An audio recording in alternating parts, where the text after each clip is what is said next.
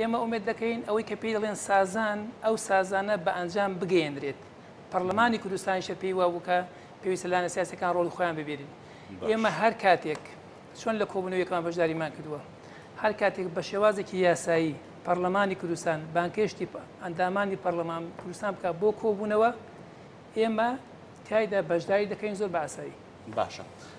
لە دەرەوەی ئەوە وەکو گریمانەیە کە گەر ئێوە حزورتان هەبووە یان هەر وەکو هەڵوێستی بزوتنەوەی ئیسلامی بۆ نمونە لەو لیژنەیەدا ئەگەر حزورتان هەبووە پێشنیازتان چی دەبوو بۆ چارەسەرکردنی ئەو قەیرانەی ئێستا بە تایبەت قەیرانی سەرۆکایەتی تەوەری بەرنامەکەی من لەسەر ئەو قەیرانەیە.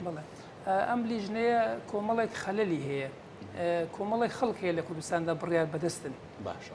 بە تایبەتی ئێستا ئەو لایەنە سیاسیانە هەر کامێکیان سەیریەکەی ئەڵێ گۆڕانکاری و گۆڕانکاری ئیجابی، بەڵام هەمووی ئەڵە فڵان بەدیلی نییە و لەوانەیە ئەمە بۆ سەرۆکی زۆربەی لایەنەکان ئەم پێناسەیە تەندروست بێت. لەبەرەوە ئەم غورفە عەمەلیاتە ئەگەر ئەوان بەخەم ئەو وەختە زەمەنیە بە نرخەی ئێستاوە بووان، پێویست بوو سەرۆکی لایەنە سیاسیەکان لەسەر ئاسی سەرۆک و سکرتێری حیزبەکان تایدا بەشدار بووبان یان بەلایانی کەم جێگرەکانیان بەشدار بووایە بۆ ئەوەی ڕاستەوخۆ لەو کۆبوونەوانە بڕیاریان دەرکرد باە، بەڵام پێمان وایە ئەوە ناگاتە نەتیجە بەلایەنە سازانەکان ناگاتە نەتیجە.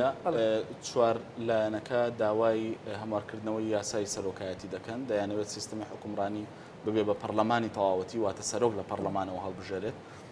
یەکێک لە داواکانی دیکەیان کەمکردنەوەی دەسەڵاتەکانی سەرۆکی هەرێمی کوردستانە. لە بەرامبەردا پارتی دیموکراتی کوردستان دەیەوێت تەکمیلەی دەسەڵاتەکانی سەرۆکی ئێستەی هەرێمی کوردستان بکرێت کە کاک مەسعود بەرزانیە.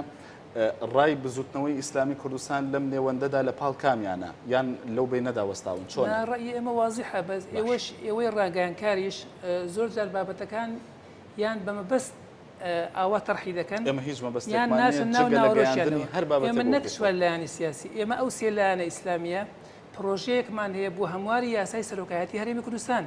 هەر سێ لامان ئیمزامان کردووە، داوامان کردووە کە سەرۆشی هەرێمی کوردستان لە ناو پەرلەمانە هەڵبژێرێت و هەروەها دەسەڵاتەکانی پێداچنەوەی بۆ بکرێت، گۆڕانکاری بەسەردا بێت. دووهەم بکرێت ئەوە حزورتان دەبێت. بەڵێ بڕیان پێشتر باسم کرد، هەر کاتێک بە یاسایی لە سایتی پەرلەمان یاخو سەرۆکایەتی پەرلەمانی کوردستان باکێشتی ئەندامانی پەرلەمان کە بۆ کۆبوونەوەی دۆم ئێمە بەشدار دەبین.